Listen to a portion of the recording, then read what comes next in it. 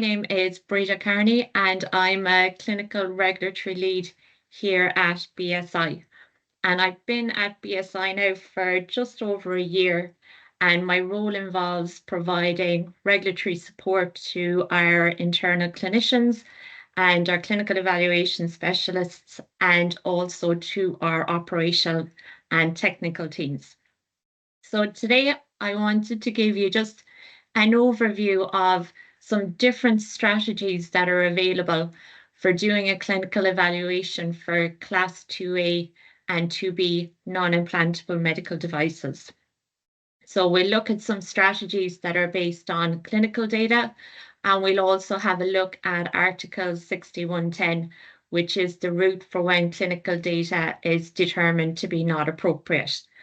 So the first number of slides, probably 3/4 of the presentation, I'll go through the different strategies, and then at the end I have 3 case study devices that I'll share with you, and we'll go through them, and I'll share the types of data that were presented for these types of devices. And hopefully that will just give you an overview of different approaches you can take depending on the risk class of the device.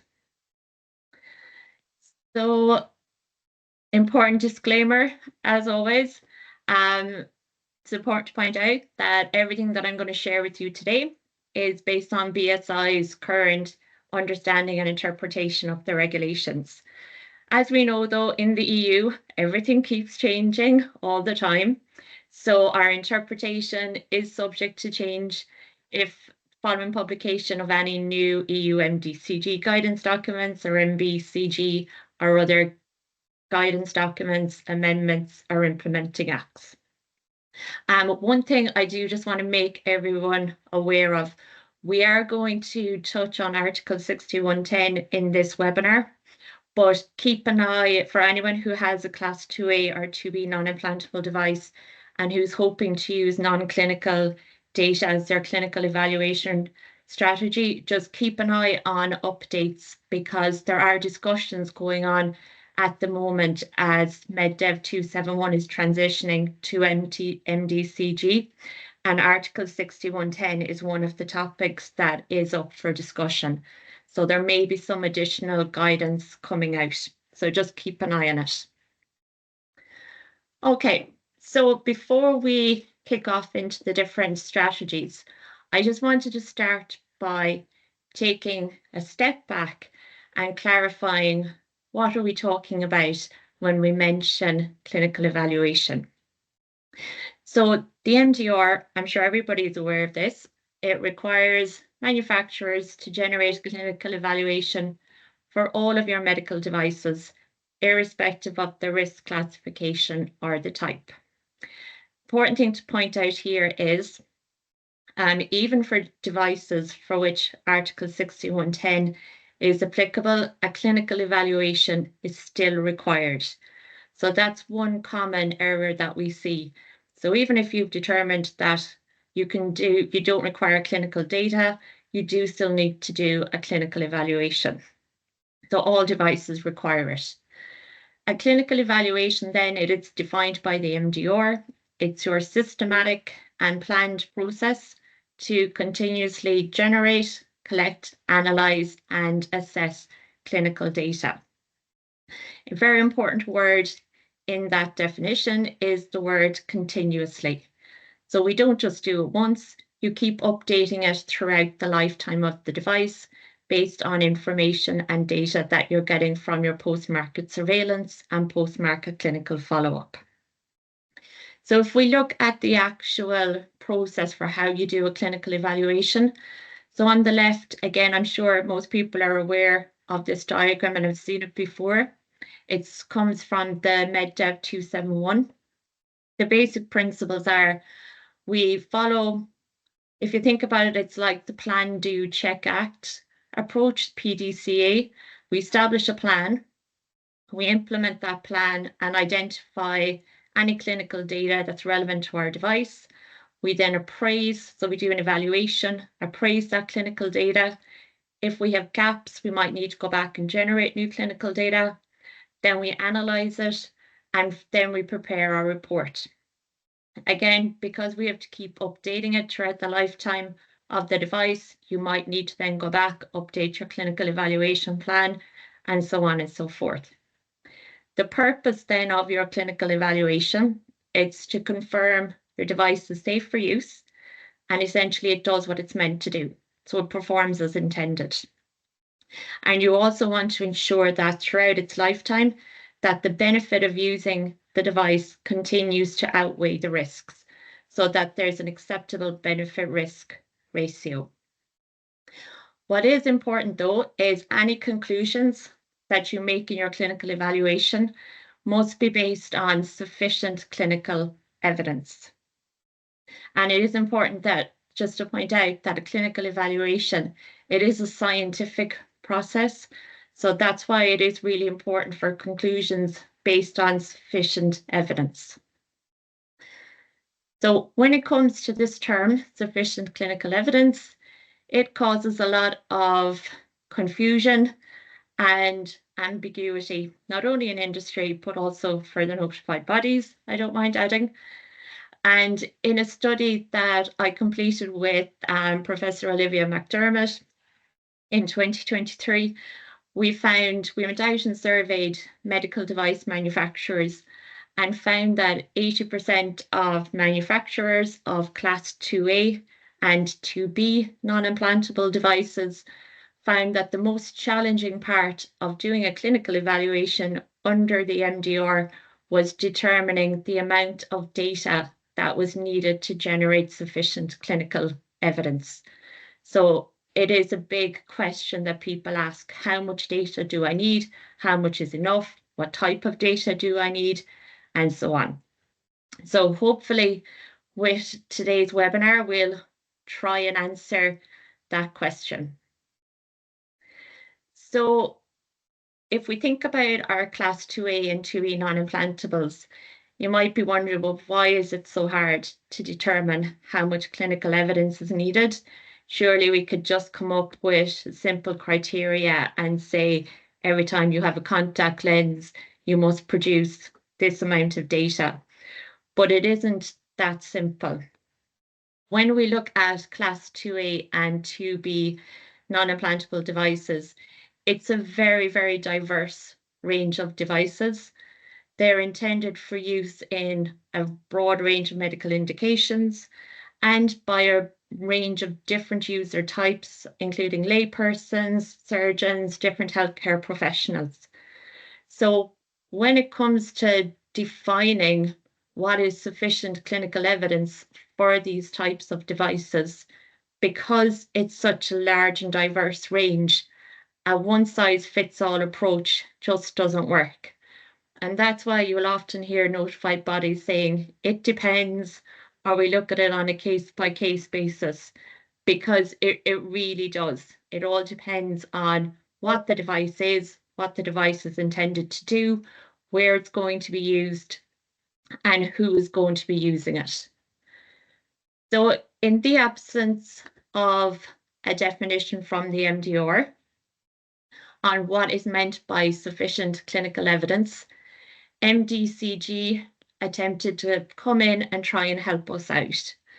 So in MDCG 2020-6, they provided a broad definition or explanation of what do we mean by sufficient clinical evidence.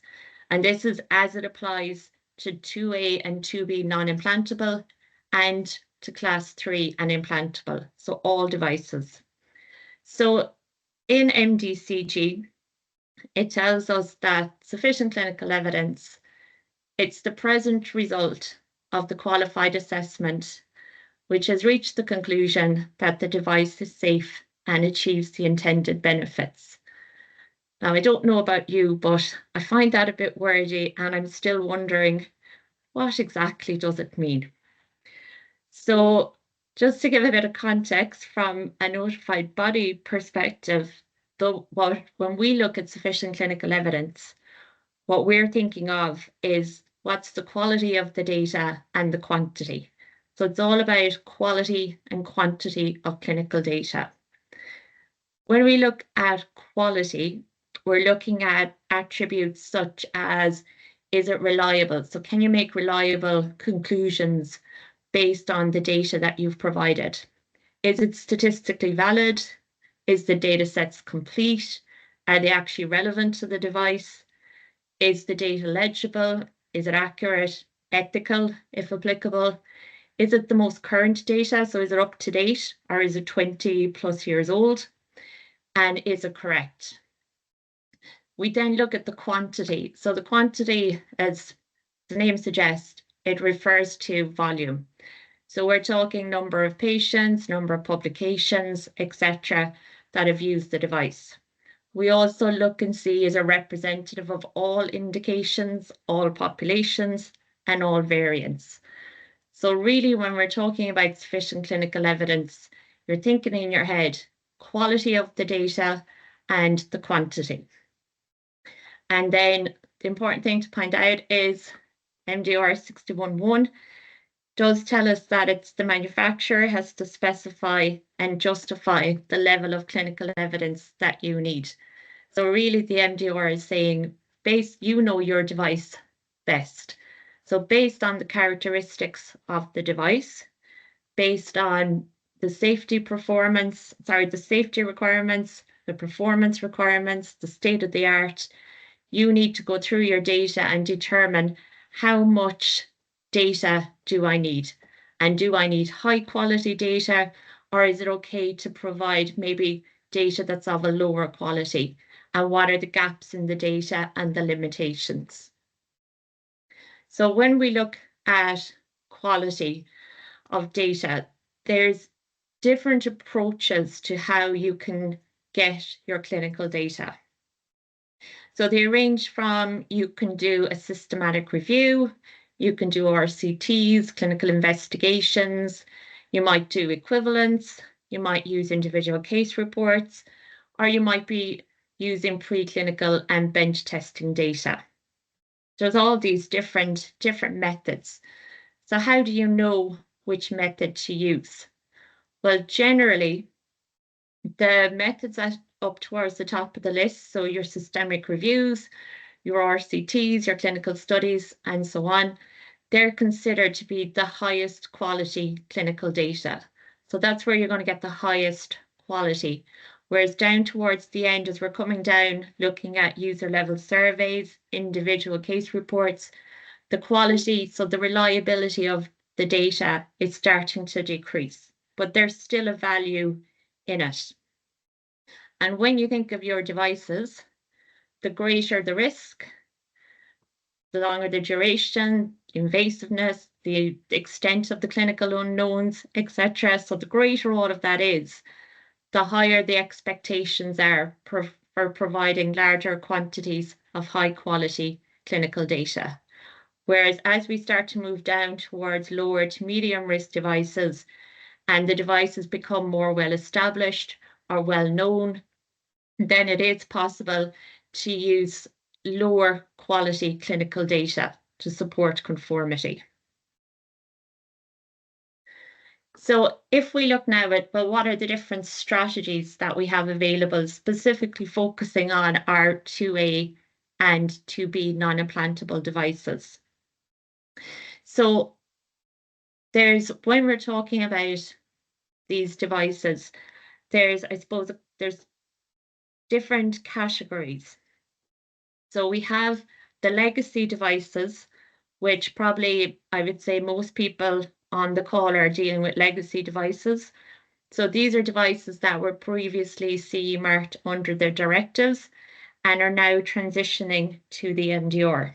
So that's one group of devices. They've already been on the EU market. We're transitioning them over. Then you also have, or might have, a brand new medical device. So brand new IIa IIb non-implantable. It's never been on the EU market before. This is the first time we're introducing it. Or you could have a novel device. So a novel device is something completely brand new. It's never been in any other global jurisdiction. It's completely novel. So if we look at new or novel devices, starting first with new devices. So if you have a new IIa IIb, brand new to the EU market. You may have placed it though on another market, another jurisdiction. So the options that are available to you are, in order to get the clinical data that you need to do a pre-market clinical investigation. To be perfectly honest with everybody on the call, it's very, very rare that we would see a pre-market clinical investigation for these types of devices. Generally, manufacturers will rely on the equivalence route, so demonstrating equivalence to another device, or they'll be using the performance review route, which is based on non-clinical data. So keep in mind now, this is new devices, new to the EU market. So very, very rarely would we see the need for a pre-market clinical investigation. Typically, it's equivalence, or if they're able to claim or defend that clinical data is not appropriate, it will be Article 6110. If it's a brand new novel device, has never been on any other jurisdiction, then generally you would need a pre-market clinical investigation. It's hard to envisage an example of a novel device that could apply for Article 6110. Generally, novel devices have never been on any market before. You would be expected to perform a pre-market clinical investigation. So looking then at legacy devices, this is the majority of what we would see at BSI and probably what most people are dealing with at the moment. So MDCG 2020-6, Appendix 3, provides us with the hierarchy of evidence. Hopefully most people would be familiar with this hierarchy of evidence. It basically goes through from levels 1 to 12. Levels 1 to 4 are high quality sources of data, and then we're starting to come down the list down to lower quality data. So for all of our class 3 and implantable non-standard of care devices, we're always going to expect that you're going to produce or provide higher quality clinical data. So you're up here, levels 1, 2, 3, 4. So then for our devices, the ones we're interested in, the 2A and the 2B non-implantables, if you can demonstrate that they're standard of care by meeting the 4 criteria that's defined in MDCG, you may be able to demonstrate conformity using cumulative evidence from the lower sources of evidence. So all that's saying is, if you have a 2A, 2B non-implantable device, if you can demonstrate that it's standard of care, so it's relatively simple, it's stable, it's a generic device group, which has a well-known safety profile, it has well-known clinical performance characteristics, it's a long history on the market, well, then you can use a combination of all of these lower levels of evidence to support your CE marking. And the only thing it stops you from doing is you can't just rely on complaints and vigilance. That's the only thing. But you can use a combination of any other of those levels. So usually for class 2A, 2B non-implantables, generally what we see is manufacturers will use level 6, state of the art, which again I'll talk about in a few minutes. They'll use their complaints and vigilance from their PMS. They may do proactive surveys, which again, we'll talk about those in more detail, where they'll go out and get feedback from users on the device. May or may not have case studies, not always. May or may not, actually no common specifications, typically not. Sometimes they have simulated use in animal studies, sometimes they don't, depends on the device. And then generally there would be applicable bench testing. So generally what we're seeing for the legacy devices, 2As, 2Bs, it's a combination of levels 6 down to 12. So it's a mix of everything together. And what we do as a notified body is we don't just look at one piece of evidence on its own. We look at the full picture that you're presenting. So it's almost like it's a jigsaw is the way to think of it. And these are all the different pieces and you're putting it together and you're building up this story of your device and demonstrating how you know that it's safe and it performs as intended. So it's the culmination of everything together. So while each of the individual data sources on their own might be considered low quality, when you put it all together, it actually gives you a nice data package. Again, this is just presenting it in a slightly different way. It's the same type of message. We're down here, our Class IIas and our Class IIbs. Generally for Class IIas, we're in the ranks 5 to 12 from the Appendix 3. So again, generally equivalence, if it's appropriate, user surveys, SOTA, complaints, vigilance, case reports, usability, preclinical. It's a mix of everything together. When you go up to Class B, again, depending on the device, generally because we've gone up a bit in our risk classification. So often we would see patient level surveys added in for Class IIb devices.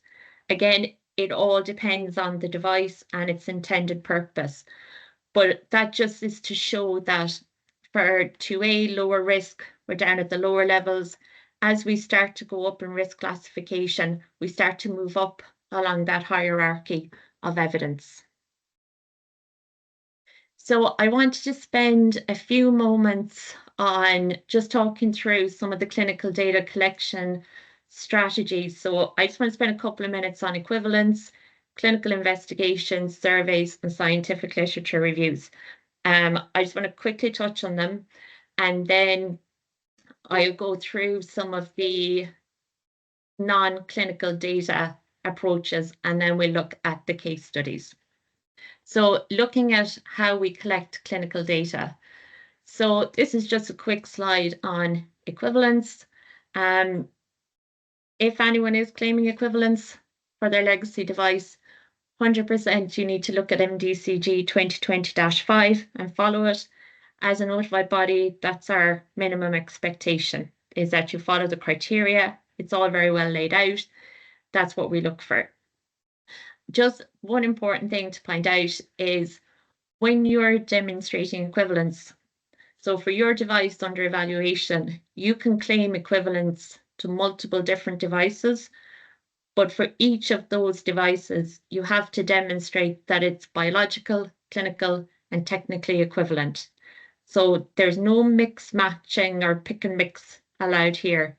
So if you look at the bottom example here, we have a device under evaluation. So you cannot say, oh, for this device, we're biologically equivalent. For this device, we're technically equivalent. And for this device, we're clinically equivalent. It has to be all three criteria must be met for each device that you claim equivalence to. This mix match approach is called, we call it Frankenstein approach. It will not be accepted. So just to keep that in mind, because sometimes that's a common issue that we often see. So equivalence, it must be fully demonstrated to each of the devices. Another thing I wanted to point out is particularly for legacy devices, we will accept equivalence. It's part of your data package, right? But you are expected to have clinical data on your own device as well. So it's going to be very, very difficult if you're coming to a notified body with a Class IIa, IIb non-implantable, and the only data you have is equivalence if it's a legacy device. So equivalence, generally, it's part of a data pack. So it's used along with state-of-the-art, along with post-market surveillance, along with surveys on your own device. Right, so just other couple of just very quick points. If you're claiming equivalence for these 2A, 2B non-implantables, you can be the manufacturer yourself, or you can claim equivalence to a different manufacturer. It doesn't matter. The difference between equivalence for these devices versus the higher risk is for these devices, you don't need to have a contract in place with a different manufacturer. So what you do need to do is just be clear to us what the regulatory status of the equivalent device is. It doesn't have to be from the EU, so just to point that out. Your equivalent device could be in another jurisdiction, doesn't have to be CE marked, but we do need to know what its regulatory status is. You need to show evidence you have sufficient access to data in order to demonstrate your equivalence claims. So how do you provide or get sufficient access to data? So if you don't have, in this case, you're not legally required to have a contract with another manufacturer to have access to their technical documentation. So how you get sufficient or can demonstrate you have sufficient access to data is you can access, if you can, the equivalent devices IFU, if there's technical specifications, brochures, etc., or any other publicly available information. You can also get data from scientific literature, or you could do preclinical testing comparing your device with the equivalent device. If all else fails, and you do need to rely on access to a different manufacturer's technical documentation, then you probably would need a contract, but it's highly unlikely for these devices. If you are relying on equivalence, you will need a PMCF study plan and it will be scrutinized.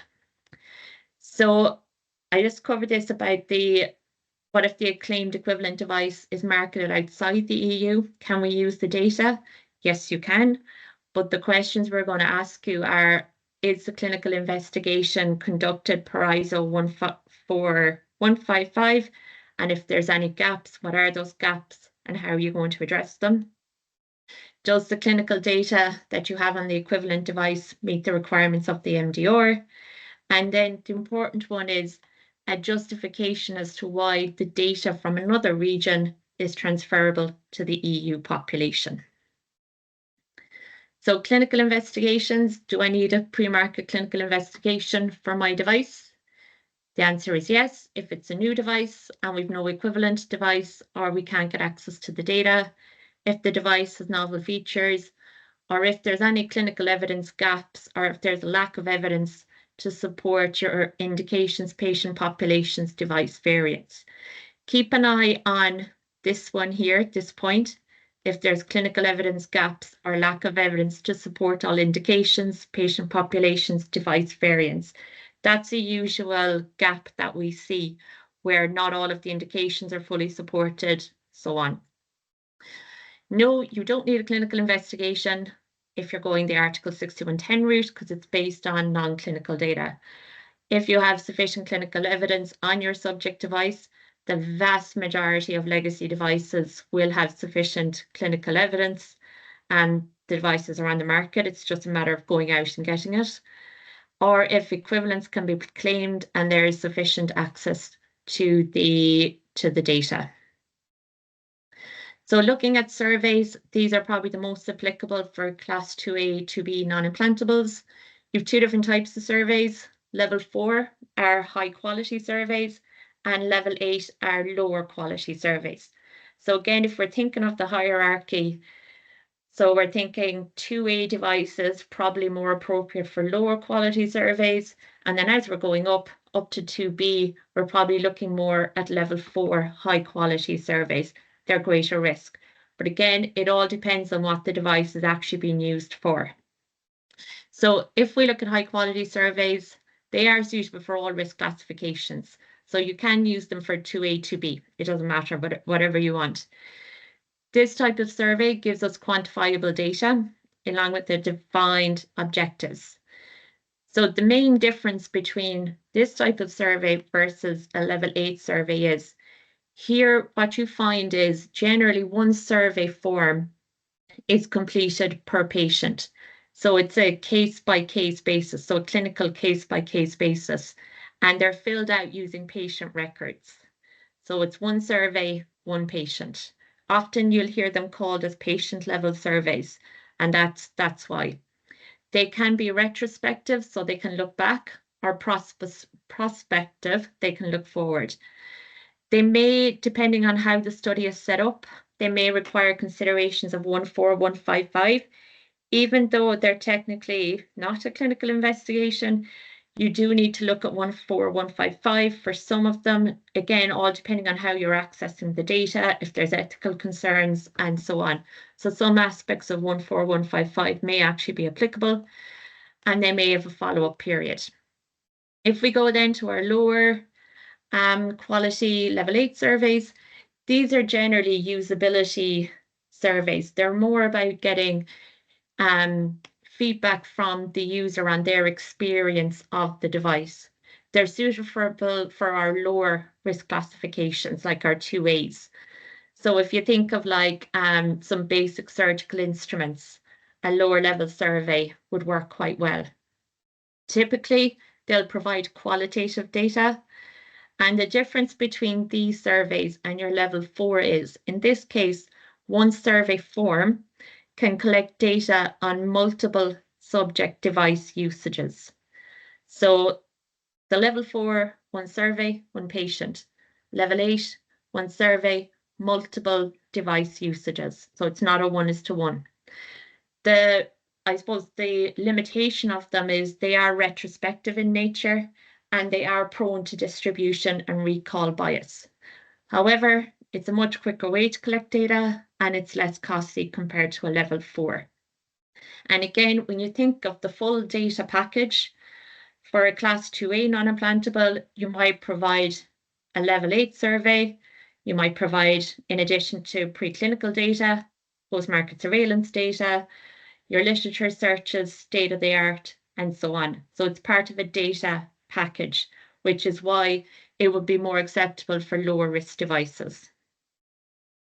So I'll just quickly go through this. This isn't intended for, like, this isn't a regulatory requirement or your notified body isn't going to look for this, but I just thought it was really useful. A lot of people struggle with surveys on how to design them, and this is just a flow. It's adapted from a paper which goes through just a really simple flow on how to design a good survey. So you identify your clinical gap, or why do you need the survey? You look then to see is there validated questionnaires available. For your 2A, 2B non-implantables, it's highly unlikely there's going to be a validated questionnaire. So you're generally going with no. So then you develop your questionnaire. So you look at your safety and performance requirements and you're coming up with questions which relate to those safety and performance requirements. That's why we're trying to gather the data. Then you might have an expert committee who are going to look at your questions to make sure that they make sense, that they're relevant, that they're aligned with the safety and performance objectives. You decide how you're going to do the survey. So will we go electronic? Will we use LinkedIn to put out how will we do it? And then based on some feedback, you might review it, revise it, simplify it, whatever needs to be done.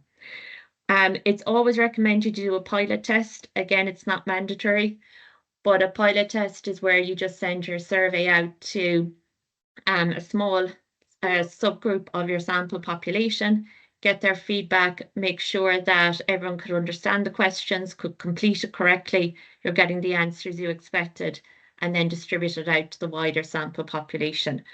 So again, while it's not mandatory under the MDR, I just wanted to include it just as kind of a flow of this is how you would go about designing a survey, and then in your PMCF survey protocol, this is what we would be looking for.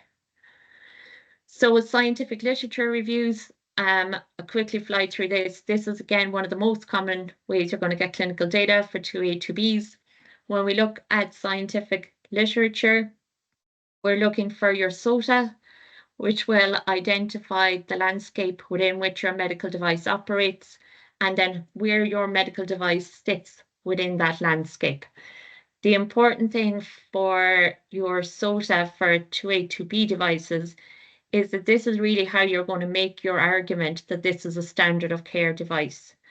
You really need to talk about the similar devices, what's known about them, and then determine your safety and performance benchmarks and acceptance criteria, because that is the start of the whole strategy for determining how much data do you need. A lot of it will come from your SOTA.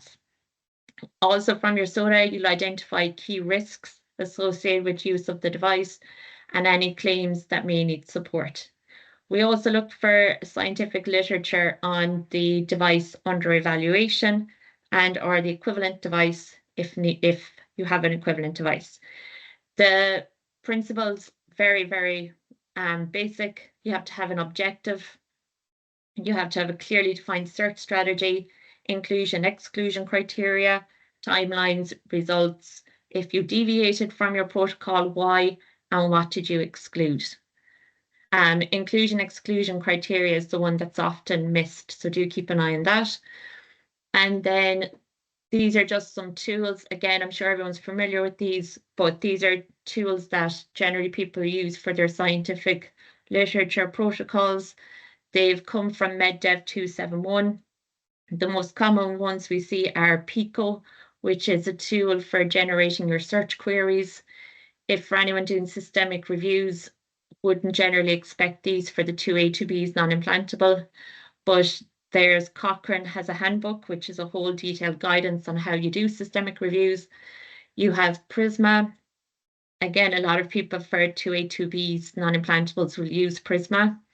And then Moose is another one for meta-analysis and systemic reviews. So they're just different methods, but we do look for use of these types of methods when doing your scientific literature reviews.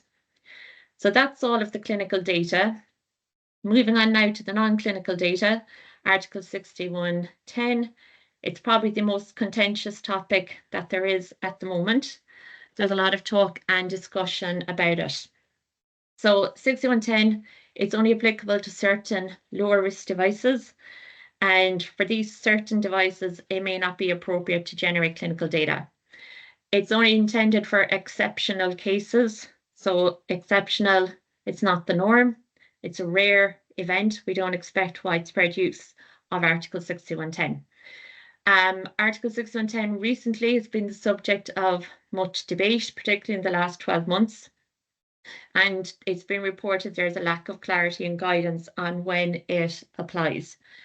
So hopefully bring a bit of clarity with this presentation, but just looking really quickly at the actual regulation, the words itself. So it doesn't apply to Class 3 or implantable devices. So this is only Class 2A, Class 2B non-implantables. So the devices that we're talking about today.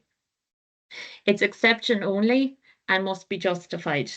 So it's not the norm. We don't expect to see this a lot. And you have to fully justify why you're using it. Justification has to be based on the output of your risk management, your device body interaction, the intended clinical performance of the device, and the claims that you're making. So this is just an illustrative, meant to be illustrative, for Article 6110 to show why it's not that simple to determine if a device is 6110 or not. So here you can see it's almost like a Venn diagram where we have very clear cases where 6110 does not apply, Class 3 implantables, direct clinical benefit claims. We have clear examples where we all accept that these devices are more suited to an Article 6110 type approach, such as your scalpels, sterilization systems, autoclaves, and so on, disinfectants. And then right there in the middle is this whole other group of devices that almost sit on the fence, and they can go one way or the other, depending on how they're used and what the intended purpose is, and so on. So these are the devices that are causing all the confusion at the moment. I would encourage, if anyone has a device and they're unsure as to whether or not 6110 would apply, you are encouraged to use structured dialogue. The MDCG 2019-6 encourages manufacturers to engage with their notified bodies on Article 6110 for via structured dialogue. So when we're looking at Article 6110, just to give you an idea, this is the way the notified body looks at it. So we look at your device classification. We very much focus on your clinical performance and your benefit. So what role is your device playing? Is it a direct versus indirect benefit? How is it interacting with the human body? Is it invasive? What's the anatomical location? What's the duration? How novel is this interaction? What claims are you making, including in your marketing material? Are any of them clinical? We look at your risk management. So is there any residual and/or unknown clinical risks? And a question we often ask is the bench testing fully reflective of the clinical setting that the device will be used in? We then look at your explanation as to why clinical data is not appropriate. So we'll look and see, is clinical data available on the device or can it be generated? Is there relevant procedure or system level data that you're not using? And what are the clinical concerns? An important thing to point out is if there is clinical data available for similar or equivalent devices, which you will find out from your state of art review, it is very, very unlikely that Article 6110 will be accepted for your device. I have a link to, there's a Team MB position paper, which does provide some guidance on Article 6110, and I've also provided a link to BSI training on 6110. So just to summarize before we go into the case studies, and sorry, Katie, I'm trying to keep an eye on the time. So some of the key messages. So for 2A, 2Bs, just be very clear on what your clinical evaluation strategy is. Are you going clinical data? If you're going clinical data, are you going equivalence, pre-market clinical investigation, or are you going a legacy device and a cumulative evidence based on MDCG? Or are you going down the Article 6110 route, which is based solely on non-clinical data? If you have any gaps, you must justify them. It's an ongoing life cycle process. You don't just do it once. You must continue to generate clinical data throughout the life cycle of the device. Benefit risk conclusions must be based on sufficient clinical evidence. Lack of evidence must be specified and justified, the level of evidence, and it should be proportionate to the device classification. You need evidence to support all your variants, indications, populations. Article 6110, apply it with caution. Consider the value of indirect clinical data from the procedure or therapy system. So next, I want to present, I have 3 case study examples. I have a 2A, I have two 2As and a 2B device that I quickly just want to go through with you. They're all quite different, so I just wanted to show the different strategies that the manufacturer used for these devices. So the first device that I have, it's what would be considered to be a very simple surgical tool. Basically, when a person has had an amputation, they might need to get a prosthesis. So to have that prosthesis, a specific implant system is used. If anything happens with that implant system, so if it gets infected or it needs to be replaced, changed, whatever. This device here, it's almost like a drill bit. It's used to remove part of the fixture. So it's basically going to take out the implant. That's all that it does. It's a Class IIa. Clinical, the procedure for doing it, it's well established. So this is not something new. We've been doing this for years. Clinical risks are all related to this device failing to function as intended, and it could include difficulty extracting the fixture, prolonged surgery time, bone fracture, bone loss, heat-induced osteonecrosis. So there is some considerable risks associated with this fixture removal device not performing as intended. So in this case, the manufacturer provided their sufficient clinical evidence. They use, again, remember now this is a 2A device, so they used their cumulative evidence from MDCG 2020-6. They provided lab or bench testing based on artificial bone testing, biocompatibility testing reports. They did their scientific literature reviews, and they talked about state of the art and similar devices and how these are well established, long safe history of use. They also had literature on the device under evaluation. And then in terms of actual clinical data, for this device, they did a user survey, so a level 8 user survey, and they collected some safety and performance related data on the fixture removal device. So they got some feedback from surgeons on, well, how do you find these devices? Do they perform as intended? And so on. So it was low-level clinical data, but it was relevant. They also did, because this device is used with a specific implant system, they were able to use data from the specific implant system as an indirect measure that the device, fixture removal device, performs as intended and doesn't cause any complications.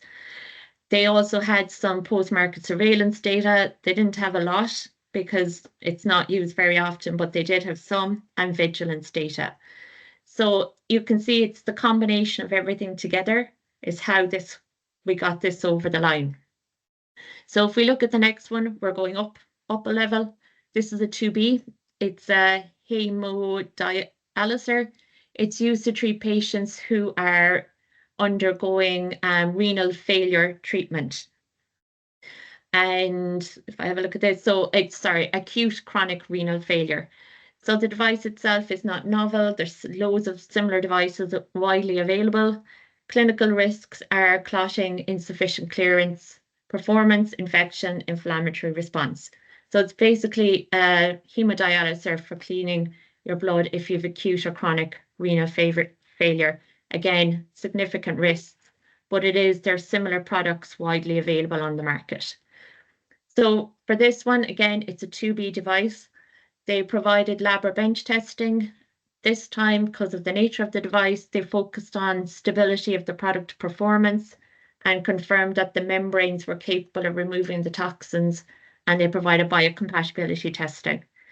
For this device, they did rely on equivalence to a different manufacturer, and they were able to demonstrate equivalence by accessing the data via the manufacturer's websites and their IFU. So they were able to access enough data to make the equivalence argument.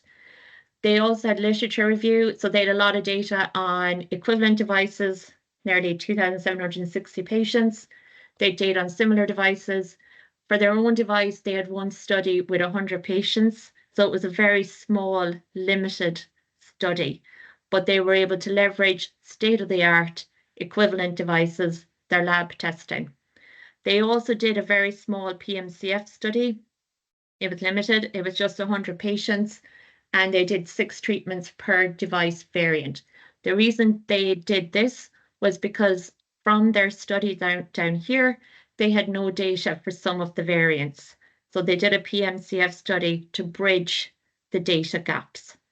They also had PMS surveillance data and vigilance. So the last one then, this is a software device.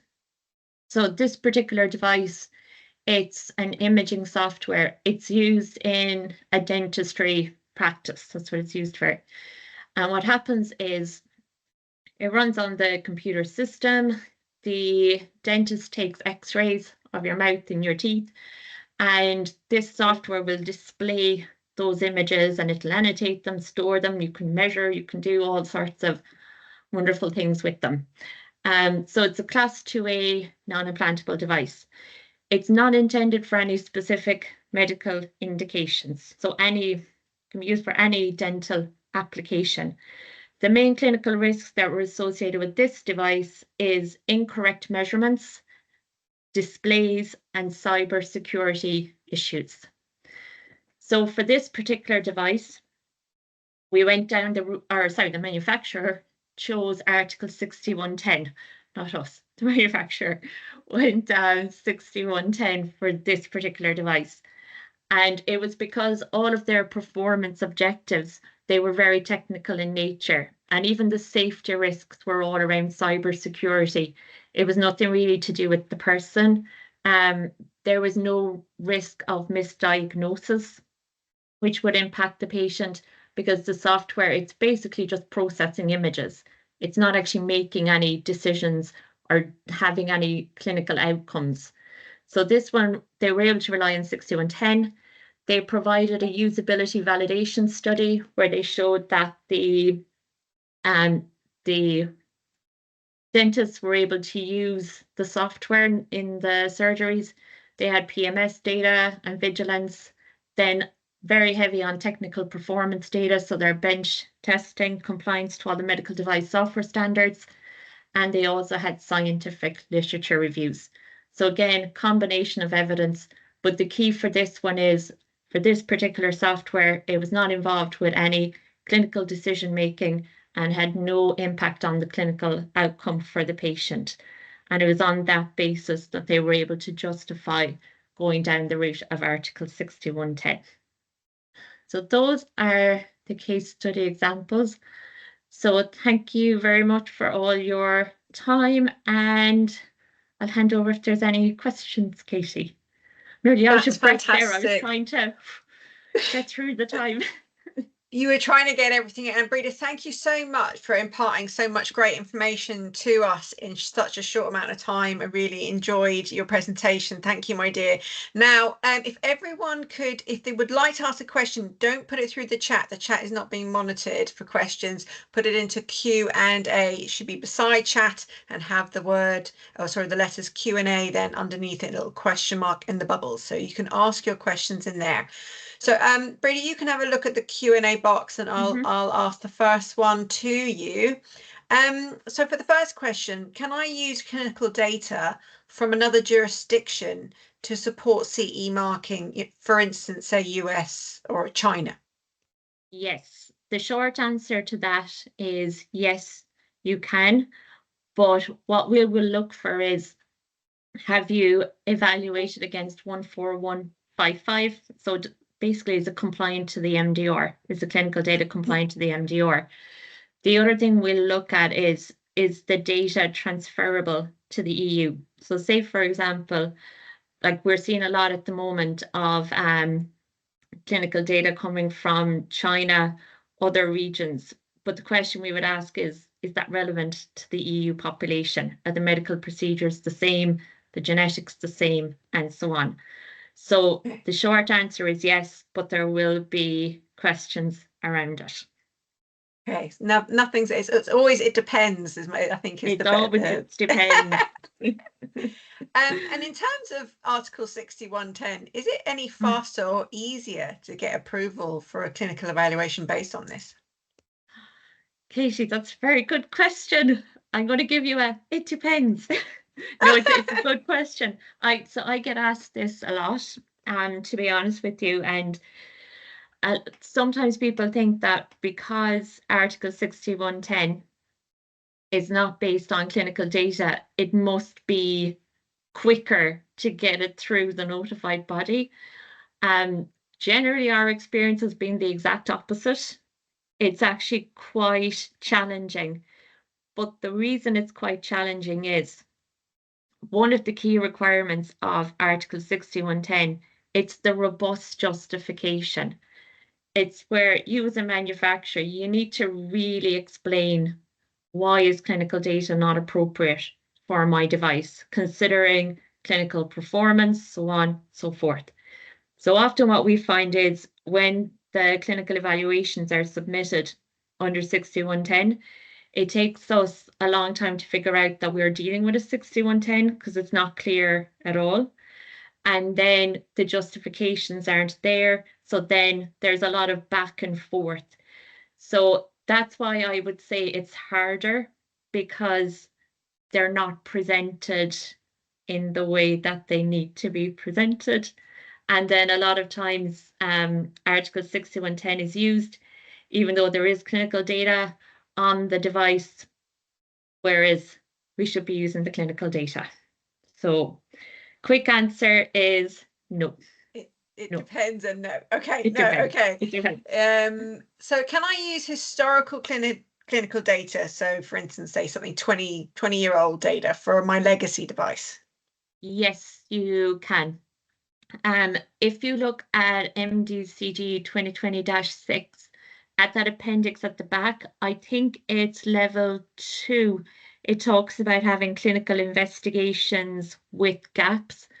So if you're looking at data, clinical investigations that were performed, I don't know, 20, 25 years ago, there probably will be gaps because they're not going to be up to the standard that we're at today. So you can use them. There is a value to it, but be open about what are the gaps with the data compared to the MDR, and how are you going to bridge those gaps? That's what we look for. How will we bridge the gaps? Okay, that's solid advice. Do you see any in the chat there? I have here, okay, so I have one here, not sure. So again, this is a very good question. From, sorry if I don't pronounce the name right, it's from Ganka. So for Article 6110 device, if it's applicable, is a PMCF plan required? The answer is yes, it is. But again, word of caution. When we're talking about Article 6110 and PMCF, with PMCF, there's, if you look at Annex 16, I think it's Part B, there's two different types of PMCF. There's general and specific. General is where it's your proactive PMS. It's where you're going out, screening your literature, maybe doing your user surveys. How do people find the device? Are they happy with it? Blah, blah, blah, blah. Specific PMCF is then almost akin to clinical investigation, if you want to think of it that way. It's like you're going to do registry studies, or you're going to do level 4 patient level survey. So you're actually getting clinical data. For Article 6110 device, we expect general PMCF, because you need to constantly monitor state of the art.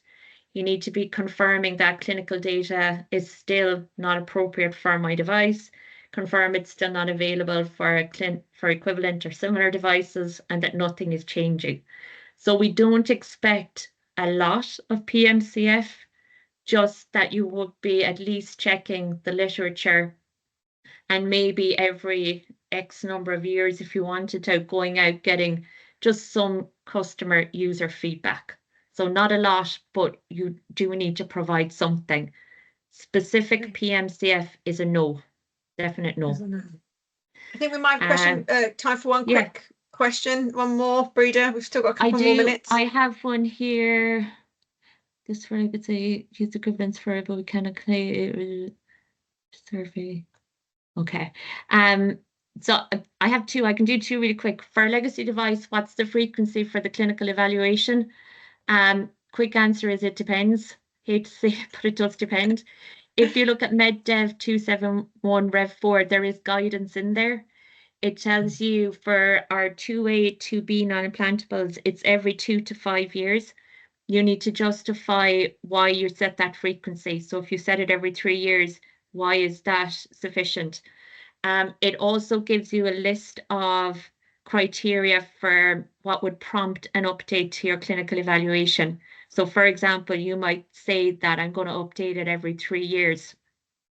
But if, depending on PMS information, I might update it more often, depending on what I find. So have a look at MedDev 271. Rev 4, there's a section in it about frequency of the updates. That's what the notified bodies follow. And the last one then is, who can be the clinical evaluation or for the manufacturer? If a founder is a clinician, can he be the clinical evaluator? Quick answer is yes, you can. So if you're the clinician and you're also the founder, etc., yes, you can be involved in the clinical evaluation, but you will need to do the declaration of impartiality, where you make all of that clear. And you also need to have, if possible, have other people also involved in the clinical evaluation, and just be very aware of any bias that could be introduced. So I think they're the main things. Okay. I'm telling you, you're out of breath after that, so you deserve another coffee. Breda, would you mind sharing the final closing slide for me, and I will wrap up today. And while you do that, Breda, I want to say thank you very much.